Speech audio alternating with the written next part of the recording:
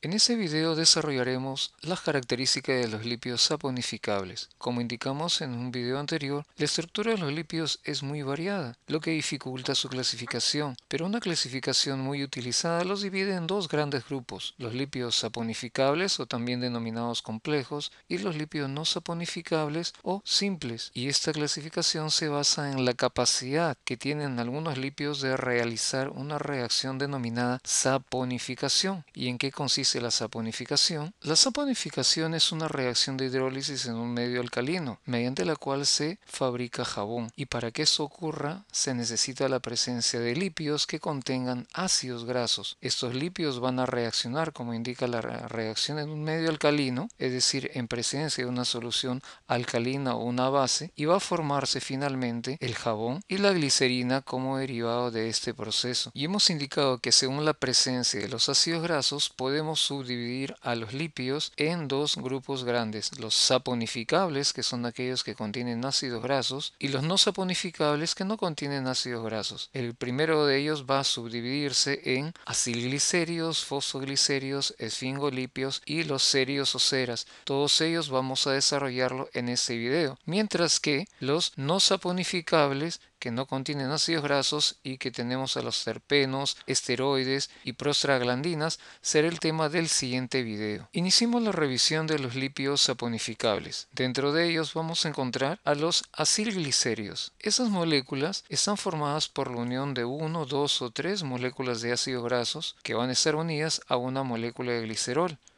El glicerol es un alcohol que tiene tres grupos oxidrilos, tres grupos OH como vemos en ese esquema, y van a unirse estos grupos OH a tres ácidos grasos a través también del grupo OH que forma parte del grupo carboxilo de cada uno de estos ácidos grasos. ¿Y cómo ocurre esta reacción? El glicerol, o también denominado glicerina, reaccionará con el ácido graso. El grupo OH del primer carbono del glicerol reacciona con el grupo OH del grupo carboxilo del ácido graso. Esta reacción se realiza a partir de un enlace éster entre estas dos moléculas y liberando además una molécula de agua, que es lo que se va a formar. Esta molécula que estamos observando en el esquema corresponde a un monoacilglicérido. Si el segundo carbono del glicerol o glicerina reacciona con otro ácido graso a través de un enlace éster y liberando también una molécula de agua, estaremos formando un diacilglicérido. Si finalmente el tercer carbono del glicerol reacciona con un ácido graso a través de un enlace éster y liberando agua, estaremos en presencia de un triacilglicérido. Los triacilglicéridos se diferencian de acuerdo con el tipo y posición de los tres ácidos grasos que poseen. Se denominarán triacilglicéridos simples si los tres ácidos grasos son del mismo tipo, mientras que los triacilglicéridos mixtos van a ser aquellos que tengan dos o tres tipos de ácidos grasos formando parte de su molécula. Los acilglicéridos presentan ciertas características, como por ejemplo aquellos compuestos que contienen uno o dos ácidos grasos como los monoacilglicéridos y los diacilglicéridos se encuentran en pocas cantidades en la naturaleza y la función principal que ellos cumplen es la de actuar como intermediarios en el metabolismo de aquellos lípidos que contienen glicerol. Por otro lado, los ácidos grasos van a almacenarse en plantas y animales en forma de triacilglicéridos, y un nombre que también es utilizado para denominar a los triacilglicéridos es el de triacilgliceroles. En el video anterior definimos el punto de fusión y vimos cómo ese valor está relacionado con la composición de los ácidos grasos. Así, por ejemplo, aquellos triacilglicéridos que son sólidos a temperatura ambiente se debe a que tienen un mayor número de ácidos grasos saturados, y quienes son sólidos son las grasas, por ejemplo, grasas de origen animal, como la mantequilla, mientras aquellos triacilgliceroles que son líquidos a temperatura ambiental, conocidos como aceites, ese comportamiento es debido a que tienen un mayor número de ácidos grasos insaturados, es decir, con presencia de doble enlace. Las grasas y los aceites no son puros, es decir, los triacilglicéridos contienen, como lo recordamos, tres ácidos grasos, y esos tres ácidos grasos en sí no son iguales. Las grasas y aceites son mezclas de diferentes tipos de ácidos grasos. Una excepción a esta regla la da el aceite aceite de oliva. Contiene uno de los triacilglicéridos más puros. El 84% del aceite de oliva está formado por ácido oleico. Los triacilgliceroles se forman durante la reacción de una molécula de glicerol y 3 moléculas de ácidos grasos. Pero esta reacción de formación de triacilglicéridos es reversible en ciertas condiciones, como por ejemplo, pueden sufrir una reacción de hidrólisis al reaccionar con el agua y producir nuevamente el glicerol y los 3 ácidos grasos.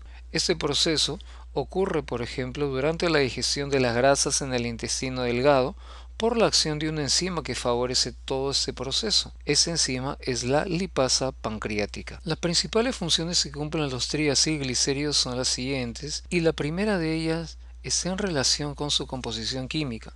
Por ejemplo, los ácidos grasos de los lípidos que se encuentran en nuestro organismo son del tipo saturados, es decir, no tienen doble enlace, y si es que lo tienen, solamente tiene un solo doble enlace. Y si recordamos lo visto en el video anterior, el punto de fusión es más elevado cuando se encuentran estos tipos de ácidos grasos saturados. Y a su vez, la combustión de los ácidos grasos, la combustión de estos lípidos, va a liberar una cantidad de energía muy elevada, alrededor de 9 kilocalorías por gramo, que es más del doble de lo que se libera por el consumo del equivalente en carbohidratos. Es decir, los triacilglicéridos tienen una función de almacenamiento de energía. Por otro lado, la grasa subcutánea actúa como un aislante de la temperatura, evita la pérdida de calor, y eso es importante en animales que viven en ambientes muy fríos, como las focas, los pingüinos, las ballenas, entre otros. El segundo grupo de moléculas que revisaremos dentro de los lípidos saponificables corresponde a los fosfoglicéridos, que tienen una estructura bastante parecida a los triacilglicéridos que acabamos de revisar. Contienen una molécula de glicerol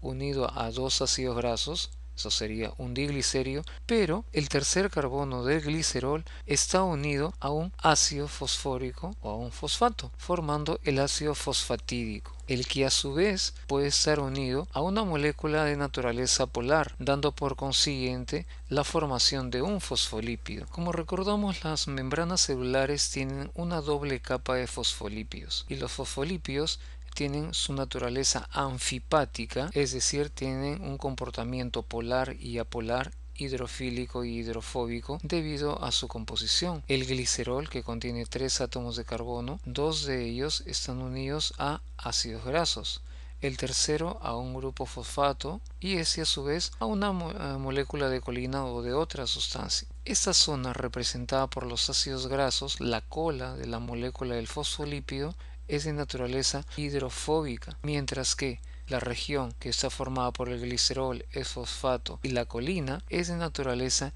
hidrofílica. La cola es la región apolar, mientras que la cabeza del fosfolípido es la región polar. Los fosfoglicéridos más abundantes tanto en animales como en plantas son la fosfatidiletanolamina o también denominado cefalina y la fosfatidilcolina o lecitina o también denominada colina, que son componentes principales de las membranas celulares, mientras que la cardiolipina es un componente de la membrana interna de la mitocondria. Por otro lado, los plasmalógenos actúan como factores activadores de las plaquetas, participando en la respuesta inflamatoria e inmune y en la agregación plaquetaria. El tercer grupo de lípidos saponificables que revisamos son los esfingolípidos, que es una molécula del tipo amino-alcohol, y ese grupo amino va a reaccionar con el grupo carboxilo de un ácido graso, dando origen a las ceramidas. Las ceramidas son la base estructural de todos los esfingolípidos, y los distintos tipos de esfingolípidos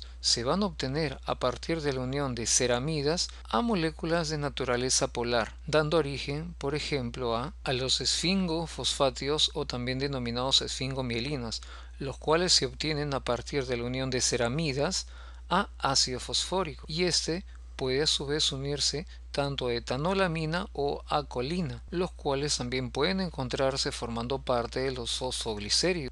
Por otro lado, pueden formarse también moléculas de los glucoesfingolípidos, que son la unión de ceramidas a moléculas de azúcar, dando origen a 2 tipos de moléculas, los llamados cerebrósidos, cuando el azúcar que se une es un monosacárido como la glucosa o la galactosa, o dará origen a los gangliósidos cuando el azúcar que se una a la ceramida es de cadenas ligeramente más largas, es decir, oligosacáridos. Los esfingolípidos abundan en las membranas celulares, especialmente del tejido nervioso, y participan en el reconocimiento de la superficie celular, especialmente en el reconocimiento de grupos sanguíneos como del sistema ABO. Además, se ha encontrado que un mal metabolismo de los esfingolípidos va a ocasionar enfermedades graves que van a afectar al sistema nervioso, muchas de ellas que son enfermedades hereditarias. Finalmente, el último grupo de lípidos saponificables que revisamos son los céridos o también conocidos como ceras, y que se originan a partir de la reacción entre un tipo de alcohol y un ácido graso. En ese caso, si tuviéramos el alcohol miricílico y el ácido palmítico, daría origen al palmitato de miricilo, que no es más que otra cosa que la famosa cera de abeja. Otros tipos de céridos o ceras que tenemos que mencionar son la carnauba y la lanolina. La carnauba, de origen vegetal, se origina de un tipo de palma que se encuentra en Sudamérica y que es utilizado en la industria alimenticia, como por ejemplo en la fabricación de chicles, o puede utilizarse también en la producción de la grasa o el betún para los calzados, e inclusive en las ceras que se utilizan para los autos, mientras que la lanolina es de origen animal y se utiliza mucho en la industria cosmética. Las funciones principales que desarrollan los céridos o ceras tienen que ver con el papel biológico que desarrollan, sirviendo como una cubierta protectora de la piel, de pelos y plumas de animales, de hojas y frutos, tanto de plantas superiores e inclusive en el exoesqueleto de insectos. Las aves acuáticas no se mojan por la acción de estas ceras que actúan como un agente impermeabilizante, y las hojas y frutos no pierden la humedad gracias a la cubierta cerosa. En el siguiente video estaremos definiendo a los lípidos no saponificables.